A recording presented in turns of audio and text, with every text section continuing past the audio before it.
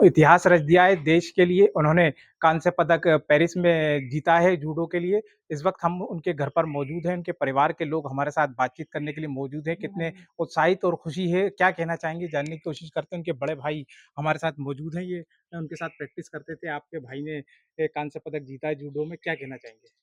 Sir बहुत खुश है पूरे देश और हम लोग सभी लोग मतलब हमारा जितना भी हमने जिन लोगों ने हमसे उनके साथ प्रैक्टिस की, हम 8-10 लोग तो यहीं पे हैं, सीहोर के ही हैं। तो हमने सारा ट्रेनिंग सेंटर लखनऊ में लिया। पिछले 6 महीने से कंटिन्यू हम लखनऊ में प्रैक्टिस कर रहे थे और हमारा हमारा लक्ष्य वही था कि हम डायरेक्ट जाके वहाँ पोडियम फिनिश करें। हमारा मेडल लाना था ओलंपिक से, हमारा एक मेडल लाए और इतिहास गवाह रहे कि पहली बार कोई व्यक्ति मेडल लेके आया है और पहली बार ही भैया मेरा कपिल परमार ने जूडो में मेडल लाए हैं और पोडियम फिनिश करा है पहली बार। आगे क्या चाहते हैं आप? आगे हमारी तैयारी अब आगे जारी रहेगी, जैसे ये सेलिब्रेशन सब हो जाएगा उसके बाद हमारा पूरा लॉस एंजलिस की तैयारी रहेगी। अगले 2026 में एशियन गेम्स आ रहा है, पहले उसकी तैयारी। कितनी खुशी हुई आपको अरे सर बहुत भाई ने खुशी है, भाई ने मेडल लाया तो इससे बड़ी क्या बात है। तो कितने घंटे कैसे क्या प्रैक्टिस हाँ, करते थे सब प्रैक्टिस हमारी बताओगे? 3 टाइम चलती थी। सुबह हमारा सेशन था, एक जिम का सेशन पहले हमारा ग्राउंड सेशन रहता है, उसके बाद जिम रहता है, रात को हमारा शाम को जुड़ो की रहता है। जुड़ो की प्रैक्टिस 3 टाइम हमारा रहता है, 6 घंटे कंटिन्यू हम प्रैक्टिस करते थे। कितने साल लगे इसके लिए वो आपको? इसके कितनी लिए सर मेहनत लगी 14 फिर? साल हो गए कंटिन्यू। ये पहला नॉर्मल में रेसलिंग करा करते थे, उसके बाद उन्होंने जो नॉर्मल जूडो स्टार्ट करा। नॉर्मल जूडो के बाद उन्होंने पैरा जूडो में आया 2017 में। एक समय उन्होंने जूडो छोड़ दिया था 15 से 16 के बीच में। उसके बाद किसी व्यक्ति के संपर्क में आया, उन्होंने जूडो के बारे में, पैरा जूडो के बारे में बताया, यानी कि ब्लाइंड जूडो के बारे में बताया। ब्लाइंड जूडो के बारे में बताया, फिर उसके वहाँ से 2017 से उनका पहला नेशनल गोल्ड आया, दूसरा आया, तीसरा 2019 में कॉमनवेल्थ के लिए सिलेक्शन हुआ। उसके बाद 2022 में वर्ल्ड चैंपियनशिप बाकू के लिए उनका सिलेक्शन हुआ। उसके बाद उनका लंदन के लिए सिलेक्शन हुआ, बर्मिंघम गेम के वर्ल्ड गेम्स के लिए।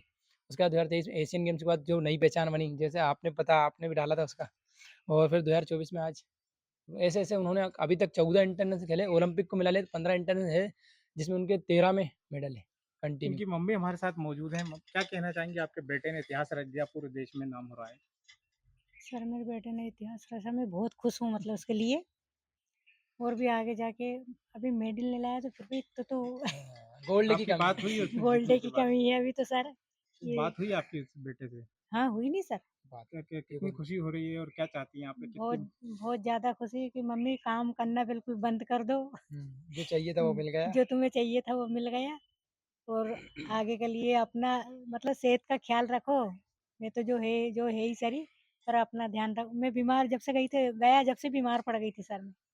मतलब फ़िक्र थी मुझे अंदर से कि मेरा लड़का कहीं पता जीते या नहीं जीते। मतलब ऐसा आत्मा में लग रही था कि हो सकता है पहली बार गया तो पता नहीं खाली, पर ये तो विश्वास था, मुझे हौसला था कि मेरा लड़का एक मेडल तो ज़रूर लेके आएगा।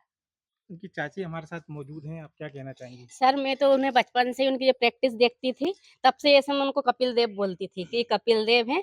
और मुझे इतना गर्व हो रहा है कि घर परिवार और देश का नाम उन्होंने रोशन करा। और मैं यही चाहूँगी कि हमेशा ऐसे मेडल लाते रहें, भारत का नाम रोशन करते रहें। लेकिन मुझे एक बात वाक़या ऐसा याद है कि जब वो प्रैक्टिस के लिए भोपाल जाने वाले थे, उनके पास पैसे नहीं थे, तो फिर कहे चाची पैसे, मम्मी पैसे, तो मम्मी ने उनकी ने 1-1 2-2 रुपए की चिल्लड़ निकाल के दी और उन्हें रखा, उन्हें मुट्ठी में उठाया, कहने लगे ठीक है मैं देख लूँगा, कहीं पैदल कहीं लिफ्ट लेके चला जाऊँगा। और वो घर पर टायर से कहीं किसी चीज़ से मतलब प्रैक्टिस करते रहते थे। तो उनके हाथ-पैरों में भी लग जाती, खून निकलता, लेकिन वो प्रैक्टिस करते रहते थे। वो बोलता था चाची कुछ भी हो, मैं भारत के लिए और मेरे घर परिवार का नाम तो रोशन करके रहूँगा। कितना खुशी हो रही है मेरे अब को आपको? तो मतलब ये समझो कि आँसू नहीं निकल रहा है, इतनी खुशी हो रही है कि उनने इतना नाम रोशन करा है। गाँव का, भाई और अपने देश का, घर परिवार का। और मैं यही चाहूँगी कि हर बच्चा ऐसे ही संघर्ष और मेहनत करके आगे निकलते रहे, अपने घर परिवार और भारत के लिए ऐसे मेडल लाते रहें। एक और भाई उनके हमारे साथ मौजूद हैं, क्या कहना चाहेंगे आप? कि मैं ये कहता हूँ कैसा लग रहा है आप आपके भाई ने मेडल जीता है, देश में नाम रोशन हुआ है? सर मुझे ऐसा लग रहा है कि कपिल भैया ने पहली बार भारत में भारत के खुशी लिए हो रही मेडल है जीता। आपको? यस सर बहुत खुशी हो रही है। भारत का पहला मेडल आया है जूडो में। ये एक और भाई हैं उनके ही हमारे साथ, तो क्या कहना चाहेंगे आप भाई? हम सब बहुत खुश हैं कि हम भैया का नहीं, हमारा सबका सपना था कि भैया ओलंपिक जाए और गोल्ड मेडल लेके आए। पर थोड़ा-सा चूक गए, लेकिन हम तैयारी जारी रखेंगे। 2028 में फिर से ओलंपिक आ रहा है। हमारे 28 में भैया नहीं, एक और भैया हमारे साथ में भी प्रैक्टिस करते हैं। 2 खिलाड़ी को ओलंपिक भेजेंगे पैरा जूडो में, ये आप चाहते क्या हैं। कहना चाहेंगे? मैं ये कहना कितनी चाहूँगा खुशी कि हो रही है? कैसा लग रहा है? मैं बहुत खुश हूँ कि भैया का मेडल आया। पहली बार भारत में जूडो में भारत को मेडल दिया है भैया ने। जूडो में पहली बार आया है। मैं बहुत खुश हूँ क्योंकि भैया हमारे लिए भी बहुत कुछ करते हैं कि हम आगे बढ़ें, कि हम जूडो में मतलब हम भी आगे बढ़ें, हम भी मेडल लाएँ। उनके साथ बचपन में कोई घटना हो गई थी यस। उसमें क्या किस तरह का क्या हुआ बाकी? 2012 में क्या हुआ था, मम्मी ने मोटर बंद करने का बोला था, वो तार निकालने पहले डायरेक्ट लाइट चला करती थी।